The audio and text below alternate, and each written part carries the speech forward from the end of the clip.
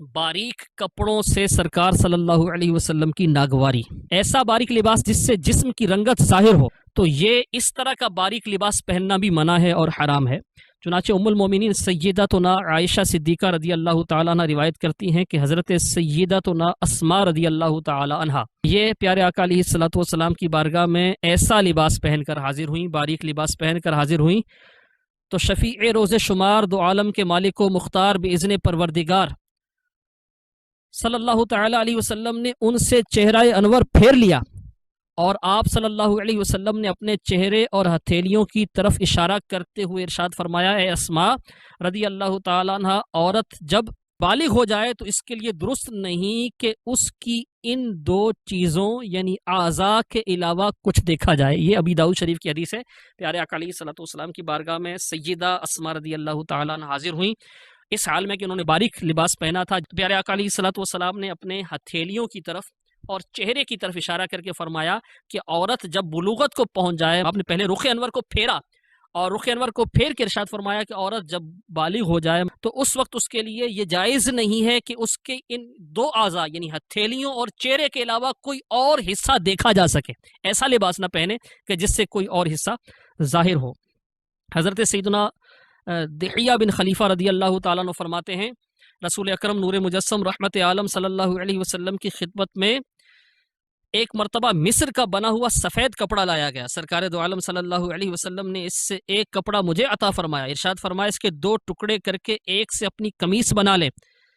اور دوسرا اپنی بیوی کو دے دینا جس سے وہ اپنا دوپٹہ بنا لے۔ راوی کہتے ہیں جب میں چلنے لگا تو حضور اکرم صلی اللہ علیہ وسلم نے مجھے اس بات کی تاکید کی کہ اپنی بیوی کو کہنا کہ اس کے نیچے دوسرا کپڑا لگا لے تاکہ دوپٹے کے نیچے کچھ نظر نہ آئے۔ وہ کپڑا جو تھا وہ اتنا زیادہ موٹا نہیں تھا اور اس سے بالوں کی سیاہی چمکنے کا اندیشہ تھا، تو پیارے آقا علیہ الصلوۃ والسلام نے تاکید فرمائی، یہ بھی ابی داؤد شریف کی حدیث ہے، تاکید فرمائی کہ اپنی بیوی کو کہنا کہ اس کے نیچے دوسرا کپڑا لگا لے تاکہ نیچے کچھ نظر نہ آئے۔ سبحان اللہ عز و جل۔ تو باریک دوپٹہ اور باریک لباس، اس کے حوالے سے دین اسلام کی تعلیمات کیا ہیں، ہمارے پیارے آقا علیہ الصلوۃ والسلام نے کیا ارشاد فرمایا۔ اسلامی بہنوں کو چاہیے کہ وہ باریک لباس نہ پہنے، اور اسلامی بھائیوں کو بھی چاہیے کہ اپنے گھروں میں اسلامی بہنوں کو اس بات کا پابند کریں کہ وہ ایسا لباس پہنے جس سے ان کا یعنی ستر وغیرہ وہ چھپا رہے، صحیح پردہ کریں۔ اس حوالے سے دو وعیدیں بھی سن لیں۔ نبی کریم صلی اللہ علیہ وسلم کا فرمان عبرت نشان ہے، جہنمیوں کی دو قسمیں ایسی ہیں جن کو میں نے اس زمانے میں نہیں دیکھا، اس مبارک زمانے میں، پیارے آقا علیہ الصلوۃ والسلام کی ظاہری حیات مبارکہ کے زمانے میں آپ نے فرمایا کہ میں نے انہیں نہیں دیکھا۔ پہلے ایسے لوگ جن کے پاس گائے کی دموں جیسے کوڑے ہوں گے، ان سے وہ لوگوں کو مارتے ہوں گے۔ ایک گروہ وہ کہ جیسے گائے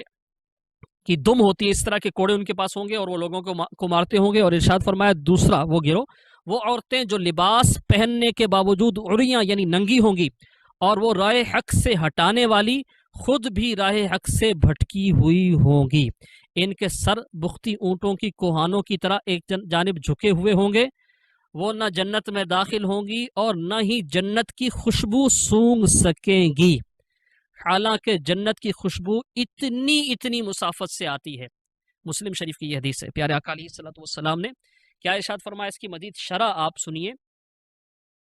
چنانچہ دعوت اسلامی کے اشاعتی ادارے مکتبۃ المدینہ کی مطبوعہ کتاب ہے جہنم میں لے جانے والے اعمال، اس کا صفحہ نمبر 505، اس پر اس حدیث شریف کی وضاحت کرتے ہوئے سیدنا شیخ الاسلام امام احمد بن حجر مکی علیہ رحمۃ اللہ القوی ارشاد فرماتے ہیں، اس حدیث پاک میں عورتوں کے لباس میں ملبوس ہونے سے مراد یہ ہے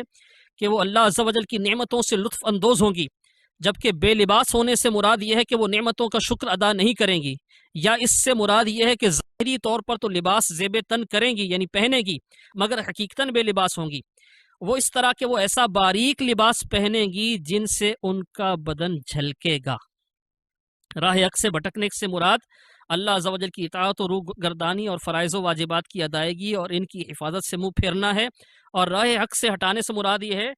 کہ وہ دوسری عورتوں کو اپنے مذموم فعل کی طرف بلائیں گی، یا راہ حق سے ہٹنے سے مراد مٹک مٹک کر چلنا ہے، اور راہ حق سے ہٹانے سے مراد کندھوں کو جھٹک کر دوسروں کو اپنی طرف مائل کرنا ہے، یا پھر راہ حق سے ہٹنے سے مراد بازاری عورتوں کی طرح اپنے بال کنگھی سے سنوارنا ہے، اور راہ حق سے ہٹانے سے مراد بازاری عورتوں کی مثل دوسروں کے بال سنوارنا یعنی ہیئر اسٹائل بنانا ہے، اور عورتوں کے سر بختی اونٹوں کی کوہانوں کی طرح ہونے سے مراد یہ ہے کہ وہ اپنے سر پر کوئی کپڑا یا پٹی لپیٹ کر اسے بلند کر کے اترائیں گی۔ بعض اوقات ایسا ہوتا ہے کہ بالوں کو اکٹھا کر کے وہ چٹیا وغیرہ بنا کر اس کو وہ اکٹھا کر لیتے ہیں، عورتیں کرتی ہیں اس طرح، جوڑا بھی اس کو کہتے ہیں، شاید جوڑا باندھتے ہیں۔ تو اب اس کے اوپر اگر دوپٹہ وغیرہ کچھ لیا جائے تو وہ سر جو پچھلی طرف سے گردن کے اوپر سے اونچا ہو جاتا ہے، تو یعنی وہ عجیب سی ایک شیپ بن جاتی ہے، تو شاید اس سے یہ مراد ہو۔ صلو علی الحبیب صلی اللہ تعالی علی محمد وعلی آلہ وصحبہ وسلم۔